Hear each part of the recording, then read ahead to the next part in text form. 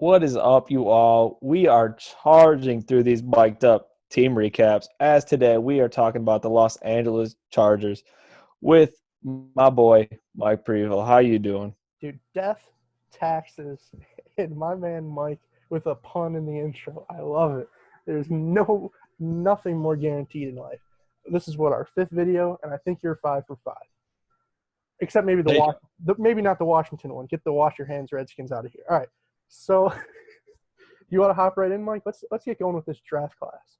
Yeah, let's hop right in. So, Mike, what are some of your thoughts on this draft class? Obviously, there isn't a lot of players here, a lot of bodies, but give me some of your thoughts. That's what I was gonna say. It's really only a two-man class. Like, as disrespectful as that might sound, I apologize because I'm sure Joshua Kelly, Joe Reed, Alohi, Gilman, and KJ Hill are watching. But there's really a two-man class, and I think Justin Herbert it's an interesting pick. It's a really interesting pick because personally, I didn't necessarily love the player, but I do love the situation, if that makes sense. I think it almost reminds me a little bit of when Pat Mahomes was drafted to the Chiefs a couple years ago. I thought he was a super boom or bust guy, and I really didn't like him going top 15. I really didn't like him in the first round, but he goes into that situation. You have Sammy Watkins, Travis Kelce, Tyreek Hill. You have a decent offensive line. You have Andy Reid, and you're good to go. I think Justin Herbert, in a lot of ways, is kind of in the same scenario. You have Keenan Allen, Mike Williams, Hunter Henry, Austin Eckler. So even though I'm not a huge fan of Herbert necessarily, I think he kind of plays a lot like, if I had to give some comparisons, it would be somewhere between like an Alex Smith and Mitch Trubisky. And before people think like, oh, bust, bust, bust, I mean, that was Alex Smith was a number one pick and Mitch Trubisky was a number two pick. So maybe number 6 isn't that crazy. But I didn't love a lot of what I saw from him on tape, but I wouldn't be shocked if he actually produces almost the earliest out of all the quarterbacks in this class. Absolutely. I think it's an interesting spot for an interesting player. I think big body obviously has the athleticism. So putting him around, as we'll get into later, this offense, I think it's an interesting fit. I'm excited to see where it goes. And I guess after that, what are some of your thoughts on Kenneth Murray trading up back into the first round to get a linebacker? Dude, I'm a big fan of what I saw from Kenneth Murray on tape. He's a freak athlete. He does a really good job, like just scraping over top of blocks really tight and making it to almost where the offensive lineman can't even see him to block him, if that makes sense, because he's scraping so tight and he's almost creating gaps where there aren't any, and I really like that. And with his speed, his instincts, he's a really instinctual guy. Sometimes they're wrong for sure. I know a lot of people criticize like his decision making and whatnot, but I think that's fixable. I know a lot of the recent first rounders we've seen at the linebacker position, they'll take really bad false steps, or they'll be really bad in coverage, or they'll have some huge deficiencies in their game. I don't really think that Kenneth Murray has any. So I think when you put him on this defense that's been lacking really a linebacker ever since Denzel Perryman hasn't really lived up to expectations, I think that's a really good pick, and especially at 23. I know we always joke about when the second guy is the guy we liked and the first guy was the guy we didn't. You could just swap them. And I mean, honestly, if you think about it, as you took Kenneth Murray a little bit earlier, you got Justin Herbert a little bit later, I don't think that it's the worst thing in the world. So what are your thoughts on Murray? Yeah, I like the player. I love the position. Kind of in that 20 to 25 range, getting a linebacker usually could still get often the first or second best one on the board, and I think Murray is that. I think where the real conversation is, and I think it's going to play out in the career as they usually do, is Kenneth Murray versus Patrick Queen, because both were on the board and they made their choice. So I think it's always, you hate to have that judgment of the players, but when they were drafted, same position, very similar off-ball linebackers, great athletes, can find that gap. I think it'll be interesting to have that comparison, see how they both pan out. And I think they both are ending up in very good spots in very good situations. So I don't think there's any excuses. Neither are ending up on the Jags or the Jets, where sometimes the situation plays at hand, but they're ending up at good teams, good defenses. So I think that's going to be a fun thing to watch, Kenneth Murray versus, for me, Patrick Queen. So I don't mean to put you on the spot, but which one of those two did you like better personally? Patrick or Kenneth? I think it depends on the situation. I think Patrick Queen is a little bit more twitchy in that athlete, so I think it, I think he has more playmaking abilities, but I think Kenneth Murray is the safer pick. He's going to be your bell cow in the middle of that defense. And here it would be hard because I think Chargers have those playmakers up front to be able to kind of use that athleticism from Patrick Queen. But I understand Kenneth Murray. So for me, I think Queen would have been the pick, but I understand where they went with Murray. And everything they were saying on the offseason, he nailed the interviews in the offseason. So, and there wasn't much of an offseason to nail, and he was one name that stuck out quite a bit. So I understand it from that character standpoint. It does matter. No, for sure. I think those are two guys who were, it was almost hard to tell them apart. Sometimes when you put on the film, they're both east to west linebackers and they're north to south linebackers at the same time. They're just super rangy guys who can really make almost any play on the field. I think they're both solid filling against the run. They can both rush the passer a little bit on blitzes, and they can both match up really against, I guess, any tight end or, I mean, even in like some zone coverage, they could cover some slot guys underneath. Like I really think that I think that they'll both do really well in the NFL. So with that being said, you want to hop right into the offensive depth chart? Let's get it. Oh man. So with the Herbert pick, I guess I shouldn't have put the cart before the horse. When I said Herbert might be the first or the earliest to succeed, I was kind of assuming. And you know what they say about assuming, Mike? I was assuming that Justin would start over, I guess the incumbent, we'll call him, Tyrod Taylor, however you want to say it. Mike, who do you think is going to start day one between the two of them? I honestly think Tyrod Taylor.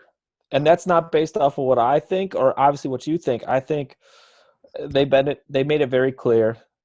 They've said it from kind of day one that Tyrod Taylor's their starter. And obviously I think Justin Herbert is a little bit of a developmental quarterback, which I think most quarterbacks are, but in my thoughts is this team is good enough. This offensive line, he has enough protection. He has enough weapons that I think you could put a rookie quarterback in this team day one, and it's going to work out. And I think even in the division they're in, none of those defenses are truly menacing. They're not top 5 defenses. So I think he could do a lot of damage in his rookie season and learn from that. So I think, do I think Tyrod Taylor's going to start day one? Yes. Do I think he should? No. I think Justin Herbert should get this experience with some good weapons and against some mediocre at best defenses. No, I completely agree. I think Tyrod, I don't know where this narrative started that he's capable of being a starting quarterback, but it has. And I think that he probably will start the season, but we've seen it. I mean, we even saw it with Tyrod in Cleveland. A couple games go by, you're not getting the job done, and boom, in comes Baker Mayfield. And I think that'll kind of be the same thing here. I expect Justin Herbert to probably be the starting quarterback. I wouldn't be shocked by week 5 or 6, honestly, just because this is a team that has veterans that is ready to compete now. And I really don't know if Tyrod gives them the best chance to win. I mean, you look at guys like Mike Pouncey, Brian Bulaga, even Keenan Allen. Those guys are on the older side a little bit. And I wouldn't want to waste their championship windows with Tyrod Taylor. I really do think that Justin Herbert would give them the best chance to win. And in 4 or 5 years, when all those guys are gone, you're going to have to fill those holes. And then maybe this isn't as good of a situation as it is now for Justin Herbert. So I do think it's super valuable to get him in there, get him that experience. And realistically, no matter who you start, you're probably not going to win the division. And you might not make the playoffs because the AFC is definitely improved this year. So I don't really think that there's much harm in starting Herbert. I think there's a lot of harm if you're putting him into we talked about it the other day, Haskins into Washington or Rosen into Arizona. This is not like that at all. Don't get it twisted. This team is ready to protect Herbert. They're ready to make plays for him. And I think between the two quarterbacks, he should definitely be the guy. So other than that, are there any other kind of spots on the offense that you want to touch on or not really? Yeah, I guess one, just a little bit. It's more of a player I'm just interested in is Hunter Henry. I think recently, especially a lot of people are putting him in that top tier, not top tier, but maybe like a step below tight end, and we've honestly seen nothing from him.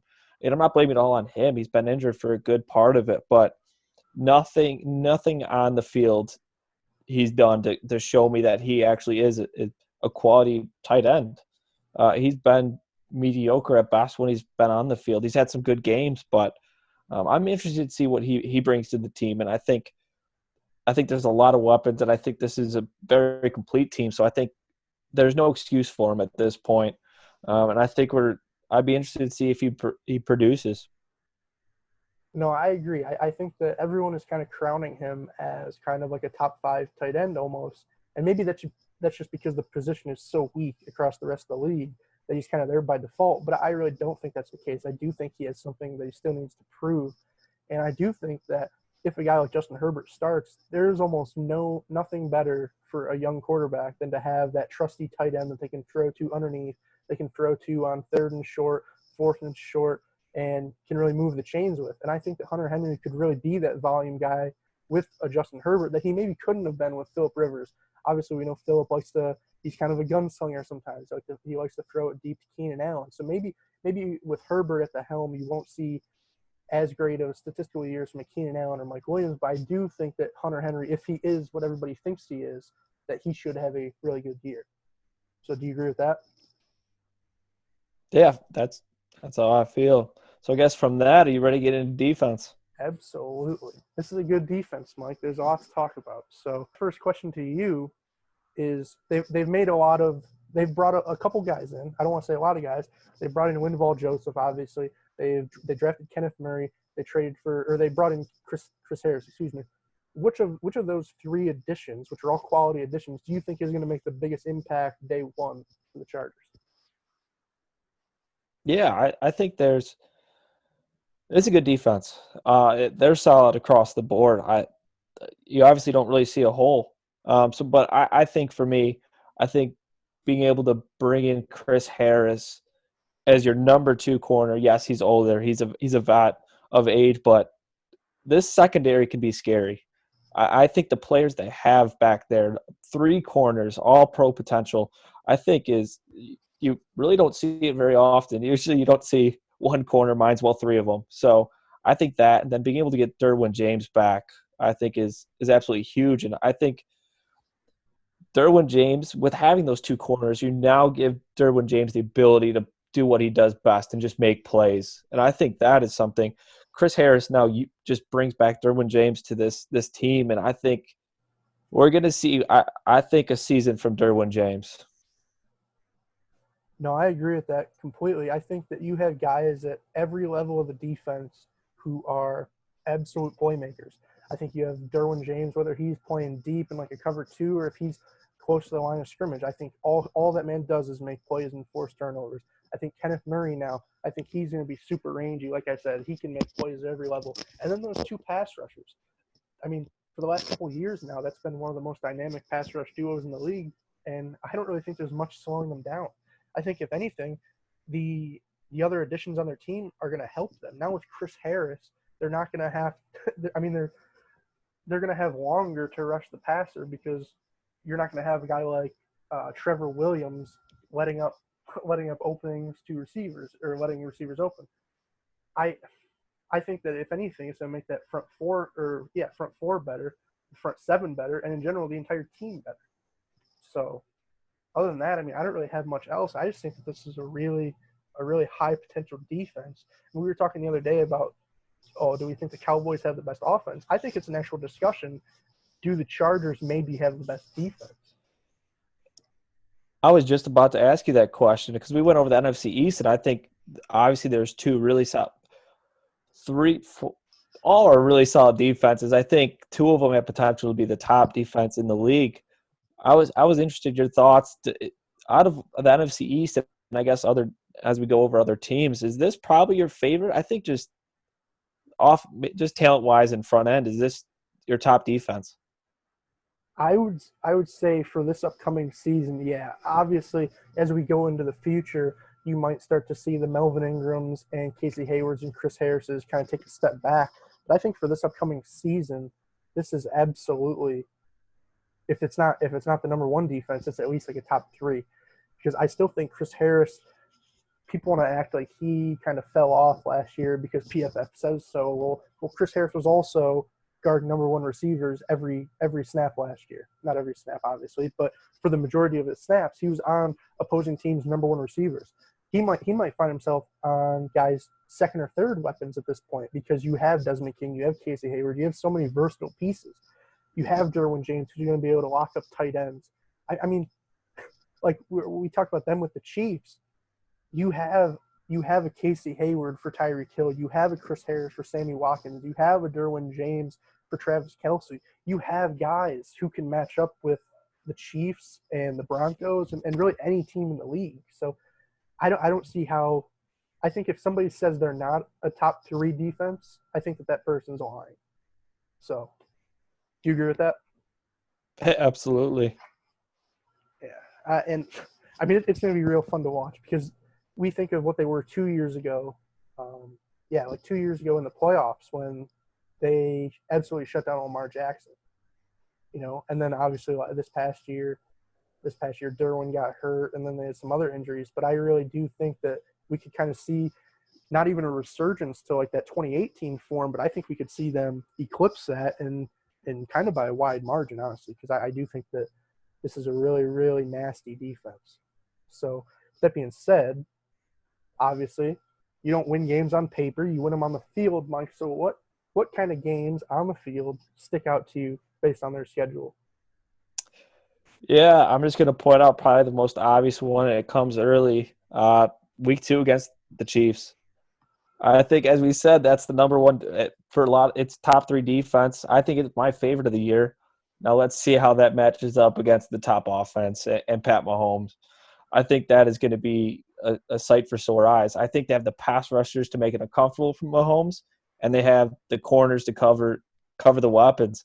So I think that is going to be a game, and I think it'll also be interesting to see how Justin Herbert performs in that. I think, obviously, the Chiefs don't have probably my favorite defense. I think they have a good defense. But with the pressure from Chris Jones coming in, Tyrann Mathieu working the field, I'll be interested to see how he performs. I can see a couple turnovers from him. But if he could – I think it's actually a winnable game. I think with that defense, you could stick in any game. It's just going to be a matter of a couple plays. So that's one right there. And I think – another one that sticks out to me, I think against the Bucs. I think again it'll be fun to see the Bucs in general, but I think this is a very interesting matchup. I'd love to see how Tom Brady works against this defense because I think that veteran. Tom Brady, he's had that ability to overthink teams and be able to outplay them. I don't know if he'll be able to outthink this defense. I think they might be that good, that athletic, that they have the veterans. I'd be interested to see that game too. So how about you, Prevo? What games are you feeling this season? I don't want to say you stole my thunder, but you kind of did. That Bucks matchup, I was going, position by position with the Chiefs. You could do it with the Bucks too, man. Mike Evans and Casey Hayward. You have Chris Godwin and Chris Harris, and then obviously Gronk, the return of Gronk and Derwin James. And you have Tom Brady, an absolute statue in the pocket against one of the most dynamic pass rushes in the pocket. So I think that's a really interesting matchup. And then I'll take your Kansas City pick, and I'll kind of raise you a Kansas City pick. I'm going to say Week 17 is actually one of the most interesting games because there's a real chance, as you kind of look at the schedule, that this team is fighting for a wild card spot. I mean, I think that there's a bunch of winnable games on here. Bengals, Panthers, Dolphins, Jets, Jaguars, Raiders. Do I need to keep going? Patriots, Raiders, Falcons. These are all very winnable games. So I wouldn't be shocked if the Chargers were fighting for a wild card spot. Or who knows? Maybe they are fighting for the division and going to Kansas City in Week 17. That could actually be a super pivotal game. Obviously, I mean, who knows how that could affect the seeding? Obviously, in Week 17 this year, we saw a lot of guys resting because a lot of the games didn't matter. That is a game that I actually do think could matter, especially imagine if San Diego wins in Week 2 when they're at home. Now they have the tiebreaker, and now this game really matters for the Chiefs. So I think that'd be super interesting. I think the Saints could be really interesting too. I think it's kind of tough luck to go Tom Brady right into Drew Brees. Luckily, right after that, you have Tua, Sam Darnold, and whoever the Jags trot out there. So, I mean, you get a little bit of a break, but that's going to be real interesting to see how you talk about Tom Brady picking defenses apart. Drew Brees does the same thing. So I think there's some really interesting games for the Chargers. We're going to have to tune into those for sure. But, I mean, other than that, like, do you have anything else? No, I think you said it best. I think this team can compete for the division. I think this is an opponent for the Chiefs. I don't think the Chiefs are going to run away with it this year.